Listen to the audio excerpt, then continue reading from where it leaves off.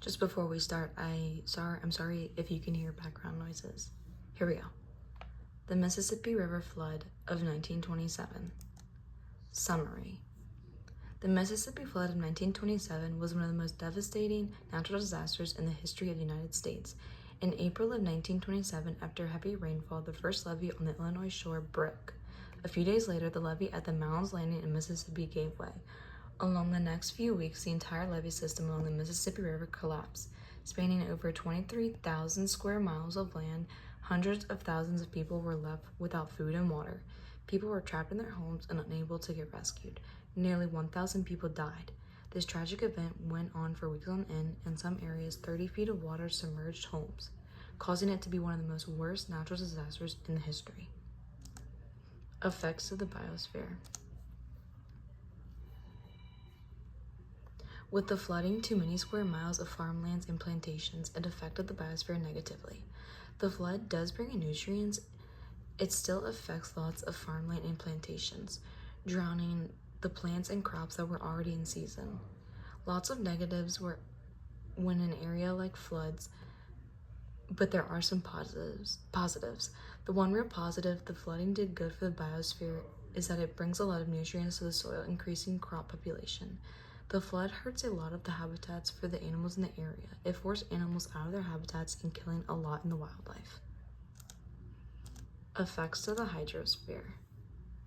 Floods can damage extensive waterways such as rivers, streams, and lakes. It also goes through sewers, which pollutes the water. Eventually, the water will end up back into those lakes and rivers and pollute it. Effects to the atmosphere. With a lot of water flooding the area, it can increase the humidity in the atmosphere, also creating mold on people's businesses and homes. The evaporation of the water in the atmosphere increases as well. Effects of the lithosphere.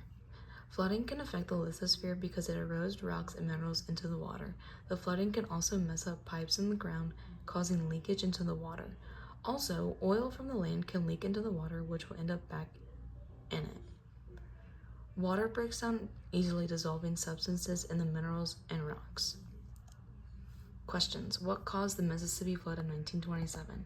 After several months of heavy rainfall, the water rose very fast and eventually broke the levees along the Mississippi River, first in Illinois and then in Mississippi.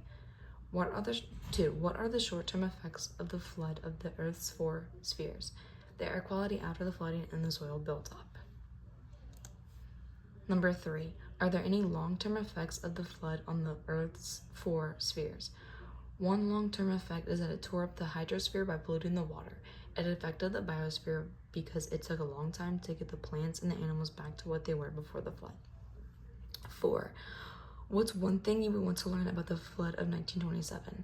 I would want to learn about how long it took for the water to go down and how long it took them to repair the levees, because I know it was a large span that broke, so I want to know how long it took. 5. What 2 facts that I was most surprised about? I was most surprised that it spanned over 27,000 square miles. Granted, that's a very long ways, so I was very surprised about that. And then also that the water rose 30 feet. Again, that is a very high number to what it came to be. So I was very surprised about that.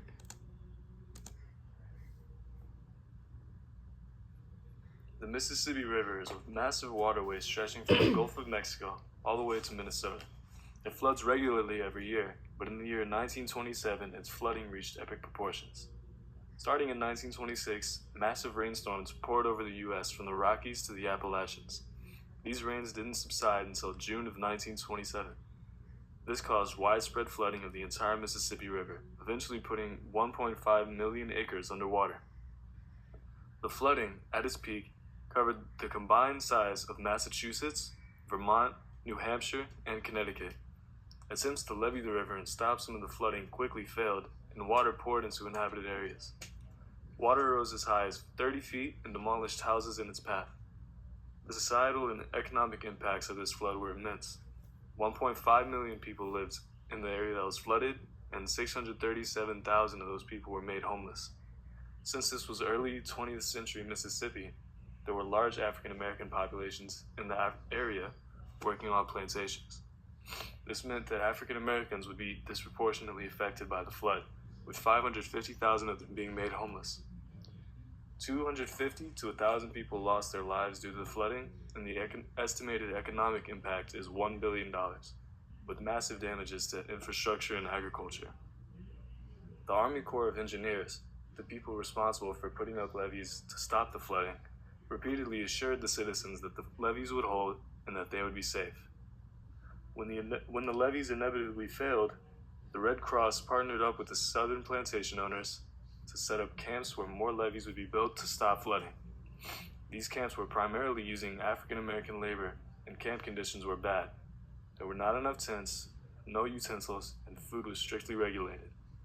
African Americans were given worse quality food than white workers, and some, when trying to leave the camp, were turned back at gunpoint by the National Guard.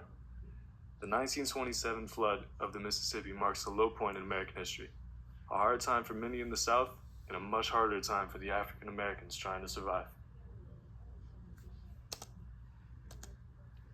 This is my works cited, and I am done. Thank you for listening and watching.